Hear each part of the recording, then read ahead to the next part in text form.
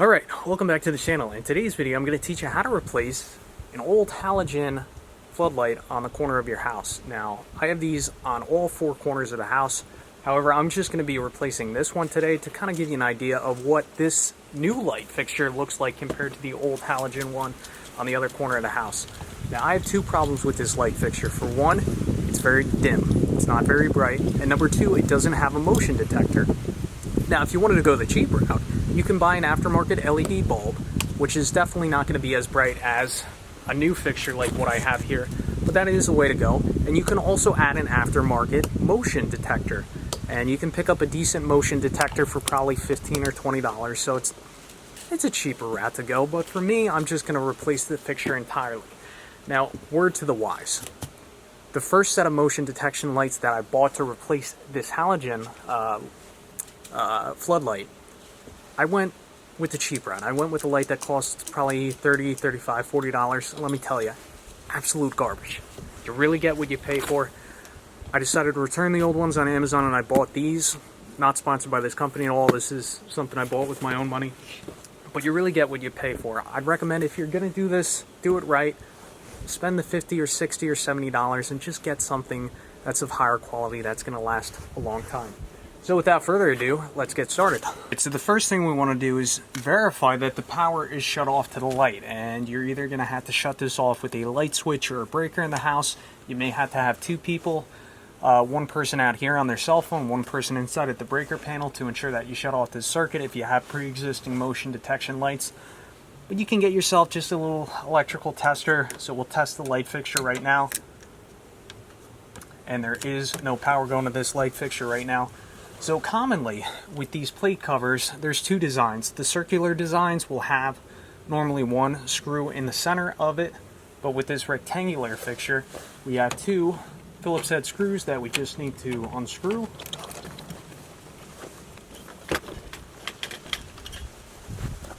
And before I continue pulling these lights, I'm just going to go ahead and verify one more time that we have no power going to these wires, which I'm confirming that the power is shut off to these wires, so I can go ahead and start pulling these wires out. So if you took my advice and bought a proper quality light fixture, there should be three wires. So we're going to have a bare copper wire, so we're going to untwist this wire connector, and the copper wire is going to be your ground connection. Also, we're going to have our white wire, and again, we're going to remove this wire nut by untwisting it counterclockwise, and this is our neutral. And finally, the black wire, which the black wire is our hot.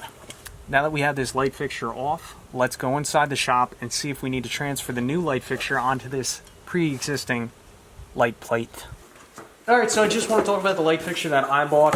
Again, I bought this, not sponsored by this company, so this is made by Edishine. Some of the highlights of this light fixture: it comes with a mounting plate, 120 volts, 60 hertz, 65 watts, 6600 lumen, 5000K, light color, and a lifespan of claiming to be 60,000 hours. It is made in China. When I go ahead and lift up this light fixture, I gotta tell you, it feels heavy. It just feels like it's made with quality and pride. I'm guessing this is glass, not 100% sure. As for the light housing itself, I believe this is all aluminum. Now, the only plastic part about this whole mechanism is the motion sensor, which you can replace these motion sensors. I just kind of wish this was aluminum as well, but you know, it is what it is. It seems like overall a really good quality light. Now, here's your adjustments on the motion sensor, which you have some nice adjustments here. Let me flip this around so you can actually see this. So with this motion sensor, get you in focus here, you can adjust this to the test mode, which the test mode allows this light to come on for maybe 5 seconds so you can properly adjust your sensitivity. You can adjust it to be on from 1 minute to 10 minutes, or if you want, you can have it on from D to D, which I believe is, dusk to dawn. So you have some really nice adjustability here. This sensor, I just put these lights actually on the front of the garage, and I had to adjust the sensitivity down to 20 feet because when it was raining the other day, when I had this at 50 feet, this light was coming on sporadically through the night. So this is a very sensitive motion sensor, and it's probably going to take you a couple times to adjust this just right. As for adjusting the light fixture on the plate, I mean, it's really simple. Basically, you just have this jam nut right here, so when you have this twisted in the proper direction that you want it, you just take this jam nut, twist it tight with a pair of pliers, and that locks it in. Now, to adjust the angle that this light shines down or up, you have these nice gears cast into the housing right here. So you just take a Phillips head screwdriver, loosen up this Phillips head screw right here, adjust this to whatever angle you want, then simply take your Phillips head, tighten that screw back down, and you are good to go. Now, I get really skeptical sometimes when, you know, these Chinese companies sell electronics over Amazon. Like, are they really being checked? Are they really UL certified? Is this just a knockoff? So I'm actually going to try and do a little bit more research into this and see if this is actually UL certified. But there is a sticker on here that says it's UL certified. I'd call it a 50-50 shot whether it actually is or not. But something I am happy to see here, we do have a proper ground connection. Like I said, on the first cheap motion detection light that I bought for the garage outside that I ended up returning, it didn't have a ground, and I didn't like that. All right, so here's the big question. Now, the old halogen light had a rectangular plate cover. This new light has a round cover, but it also has 2 holes. Now, I just measured this out with my caliper, and the new light, the round plate cover, is about 1/10 of an inch. The holes, the mounting holes, are about 1/10 of an inch further apart. Now, I'm going to try and make it work. It might not work. But worst case scenario, if it's not going to work for your application, you could always remove these light components individually and thread them on to your existing plate cover, or you could buy a new one. So you have options. So now we'll take this outside, reconnect the electrical connections to this new light, screw it back on the soffit, and we'll give it a try. Okay, so because it's near impossible to hold this in place while I make these electrical connections, what I did is I took one of my screws and I secured it to the box up inside the soffit, so that way this fixture is suspended and I can go ahead and reconnect the rest of these wires. So just like before, we're going to connect shiny copper to shiny copper. Again, that's our ground.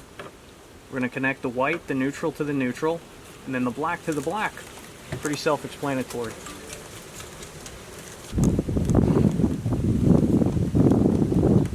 Now the remaining tails of these wires, I'm just going to try and tuck them in this little box right here, so there's a little spot to kind of tuck these wires back in. We're just trying to make sure that when we go ahead and finish screwing this down, we just want to try and make sure that all those wires are going to be either inside the upper junction box hidden in the soffit or inside this little pocket right here. Now here's the tricky part. There's a hole in the junction box that I'm trying to line up the hole on this plate and my fastener up into the receiving end on the junction box. So I'm just taking my cell phone. I got a good idea where that hole is. Put the phone down, and with any luck, we're going to try and land this fastener right up in that receiving end on that box. Not that time. Alright, so now that I got those fasteners in place, the final thing to do is finish tightening up these screws which secure the light fixture to the electrical junction box right above my head.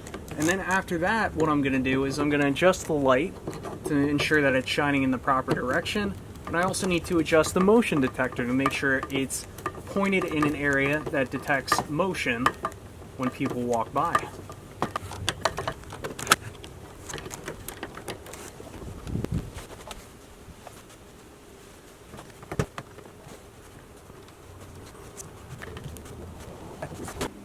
Here's how the motion light looks installed. I gotta say, it's a nice looking upgrade from what was there. And this is just gonna really light up this area at night. Alright, nightfall is upon us, and now it's time to show you what this other old halogen light looks like compared to the new LED light. So here we are, something very similar to what was on the other side of the house. This probably dates back to the 90s, and we have a really yellow light, which nothing wrong with the yellow light, but the light throw, I mean, you can't really see too much. Off camera, I probably can see out maybe 50, 60 feet, maybe a little bit further.